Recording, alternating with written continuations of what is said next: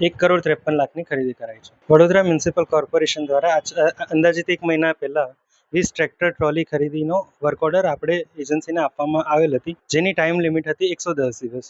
110 દિવસની અંદર tractor trolley એને સપ્લાય કરવાના હતા. હજી સમય મર્યાદા પૂર્ણ નથી થઈ અને ટ્રેક્ટર ટ્રોલીના પાર્સિંગની કામગીરી ચાલી રહી છે. આરટીઓ રજિસ્ટ્રેશનની આરટીઓ કચેરીના જઈને અધિકારીઓ સાથે ચર્ચા કરી છે અને બને એટલું જલ્દી આરટીઓ પાસિંગ કરાવવામાં એમને વિનંતી કરી છે. જે ટ્રેક્ટર ટ્રોલી છે તે કોમર્શિયલ યુઝ માટે ઉપયોગમાં લેવાના નથી એવો સરકારનો નિયમ છે. એટલે કે જે ટ્રેક્ટર છે તે માત્ર ને માત્ર એગ્રીકલ્ચર યુઝમાં લેવાવું જોઈએ, જ્યારે કોર્પોરેશન એગ્રીકલ્ચરમાં નથી આવતું કોર્પોરેશનની સેવા. એના કારણે જે છે આરટીઓ પાસિંગની કામગીરી છે તે અટકી ગઈ હતી.